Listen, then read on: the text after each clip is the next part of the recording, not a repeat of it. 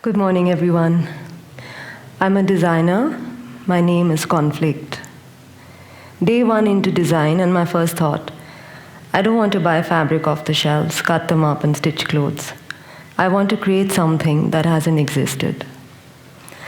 Fast forward to day 19, February 13, 2015. My first thought this morning, what will I create today that hasn't existed? Is my job to design pretty clothes? Of course it is. I play to people's dreams. Then what am I questioning? For me, conflict brings change, and without change, I am no better. You must be thinking, what is this fashion designer talking about change? I'm not going to change the world, right? No, I won't. But perhaps in a small way, I will change the way the world thinks about Indian fashion in terms of dress. That we wear turbans and we ride elephants. Yes, they still do. I started my career as an underdog. I was this no fashion degree girl from a village called Calcutta. It was a village then in terms of fashion compared to the Delhis and the Bombays. I found myself in this land of designers, those names that I had just heard of, those beautiful clothes, those show windows. I was fascinated. I went along being accepted because I had fairly okay things to present. Come Fashion Weeks. Fashion Week was the first step of Indian fashion into organized industry. I was invited to do a 3-designer show along with some other newcomers. I think my journey with conflict started then. I was questioning everything. For the first show that I had, I decided to put a seriously good-looking boy in a skirt. My team thought I was a lunatic, and I was thinking, we dress in men's clothes all the time. For the next one, I decided to take the boring salwar and the churidar, always considered as underpinnings, and elevate them to the status of outerwear. And then the next one, I took the sari. The status of the sari had always bothered me. I felt it had been marginalized. Especially the younger generation did not want to wear saris. They found them cumbersome. They also found it uncool. I took the 6 yards, I cut it up, I teamed it with pants. The reaction, unbelievable. Soon after, I put my foot out of the Indian soil. Somehow the idea of taking an Indian brand international had come up, and I found a place at the Honor Fashion Week in London. It was here that came the shocking realization that we lived in a fashion well. My country had this vast heritage of Indian craft, textile, and far superior than anything else in the world. But we had this complex that we were not good enough, not as good enough as the West. We allowed ourselves to be used as a cheap outsourcing hub. Anything from India must be cheap. As designers back home, we were creating these non-fitted, non-sized clothing, decorating women like Christmas trees and calling it fashion. It was here in London that I met this lady. She was a lecturer at one of the institutes on fashion trends. She seemed fascinated with the stuff I had taken to present. She stared at them for a while, and she said, "Anna, I love what you do. Can I hang one of these pieces on the wall?" I felt shattered. It's like, what do you mean hang it on the wall? Will you not wear? Realization 1. As Indian designers, we did not know how to edit. We wanted to put everything on a single garment. Color, cut, embroidery, more embroidery. Sometimes I couldn't walk in my own clothes. Realization 2. We hadn't moved on with the rest of the world. We stayed in this glory that we could embroider, and that made us designers. I spent a grueling few years abroad. I treat this as my fashion college education. Eventually, we did come around and sell in a lot of international stores and all that. But this is where I feel the war within me started. I was constantly struggling emotionally, mentally. I needed to change. I started looking at India as part of the world and not as a separate entity. I started taking Indian craft and shapes and modernizing them. I often mixed them with Western shapes. I didn't want people to look at Indian dress as costume.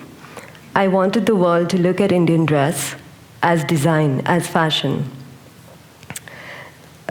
Just to make my point relevant, a few examples here. What you see here is Sonam Kapoor at the red carpet in the Cannes Film Festival. The inspiration you can see clearly. The pants here have been taken from the Indian dhoti, which is the most common dress in India. And the sari drape has come from the Maharashtrian sari. And the cape that she wears is an Edwardian cape. The final result was a mix of inspirations from all over the world and something which is slightly modern, but you kept your heritage constant. History was important, but in the context of today. What you see here is a simple Indian salwar kameez, a humble dress, we wear it every day. We decided to make it a little bit more modern. We took influence from sportswear, and suddenly I found people asking for it everywhere else and not just here.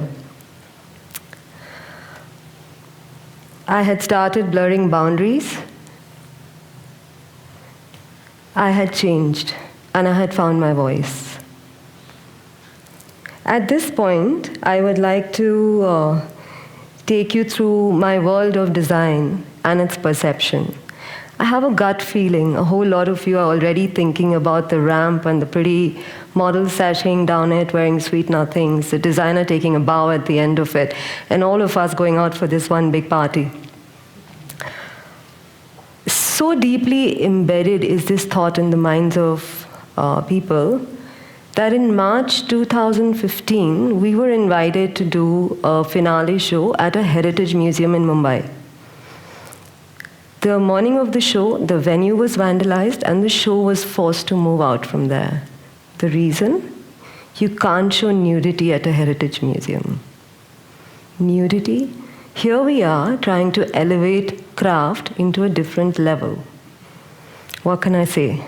Anyway, I have to admit, we managed to move the show out to a lobby of a hotel in 3 to 4 hours. I've never felt so much stress in my whole life.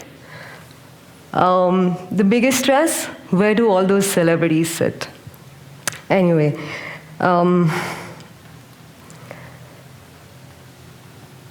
many times, when people realize I'm a designer, the reaction is, oh wow, lucky you. Of course I'm lucky, I love what I do. I know a lot of you think we sit with sketchbooks and dream. Think about this. Which society in the world, something as far back as the Harappa and Mohenjo-daro, has not been obsessed with dress? If appearance is such a basic part of human nature, imagine the world without designers. I myself see it as a really boring place. At this point, I would like to also share with you my day and how it goes. I wake up much earlier than most others. My days are spent on factory floors, sourcing, dyeing, cutting, pattern making, planning, organization, the most scary of them all, accounts, the management, and finally the customer, who's always right. Imagine you delivering an outfit that doesn't fit, or the wrong shade of pink, or that flower that has moved by an inch. God help me. Imagine waking up every morning and being asked what's new. Imagine the bride who comes to you with the dream that she will be the most beautiful bride in the world and the conviction that your dress will magically make her into one. Imagine the constant request for being taller and thinner. Imagine being judged every day, every single morning, on every thought you have, every time you do something new.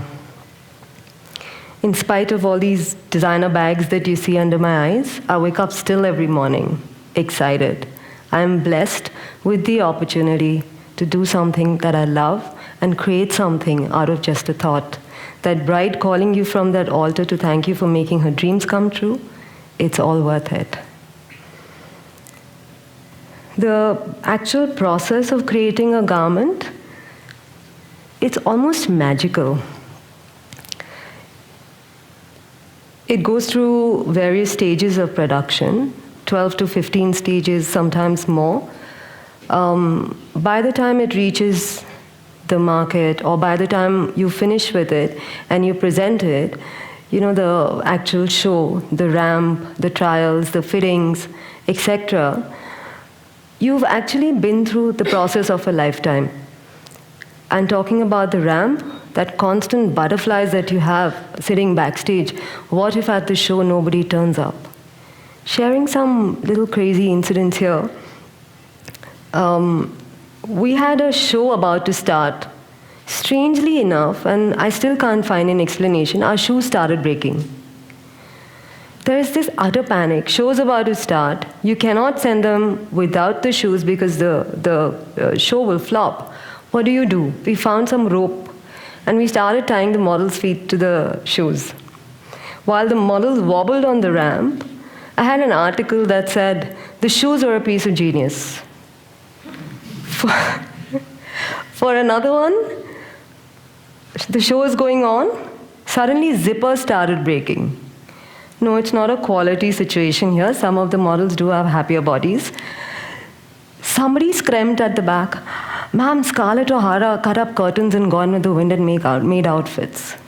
What we did here, we cut up curtains backstage, small little pieces, filled in the gaps, held them with safety pins, and voila, the girls moved on.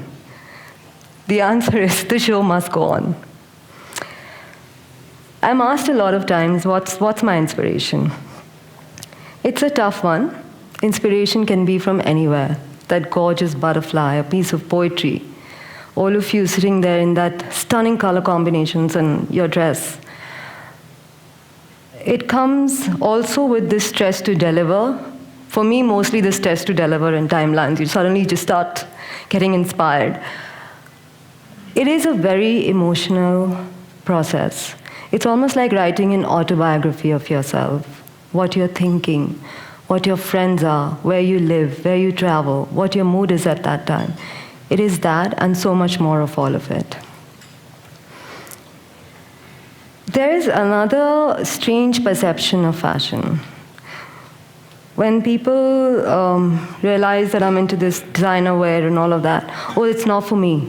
It's too expensive. Is all fashion expensive? What I'm trying to say here is the difference between following fashion and finding personal style. For me, the auto wala is as stylish with his collar upturned and that little scarf around him, his sleeves folded, as someone in that black Chanel dress and high-heel shoes. The difference is between buying expensive fashion and personal style. A lot of times people ask me, so what's in fashion? What's the trend? I mean, literally everyone who meets me, so what's in? There was a time, I have to admit, I was obsessed. All I would do is look at forecasts and trends, and I wanted to be on top of the game. I wanted to know what's in, what's out, what was going to be in. I wanted to be ahead of that. As time went by, I realized trends come and go. What remains is personal style. What matters is what is important to the heart. What matters is what lasts. You might ask me here, she's talking about personal style. How do you find personal style? It is not something that happens just like that. You all have it in you, and the question is to find it. I'm also not undermining the importance of trends. It is important to know or to follow. You accept what trend works for you and what doesn't. What I'm trying to say here, actually think about this. How many of you have gone out feeling like $1 million one day? How many of you have not had those days when you've changed your clothes 4 times because you don't like what you see? Where you find your personal style is the space where you're most comfortable in. If you accept what is being told to you as fashion without questioning it, without critiquing it, and accepting it just as it is, then your personality is a question mark. What I'm trying to say here, that style is here. Trust it. Following trends is fine. Just giving you an example here, my mother's going to kill me if I do this, but I will. Imagine the trend hippie. She's an elegant, understated lady. And I'm visualizing her following this trend hippie. It cracks me up. It is not her. It makes her into who she's not. It's almost funny. I find that most discomforting. This style is not going to develop overnight. You have to find it. You have to trust yourself. Finally, when you do, you will realize, even if you're wearing the plainest of things, and if you're true to who you are, it won't matter. What you're feeling within is what is going to shine through. On this note, I'm going to leave you with a quote from Harry Winston, which is my favorite. People will stare. Make it worth their while. Thank you.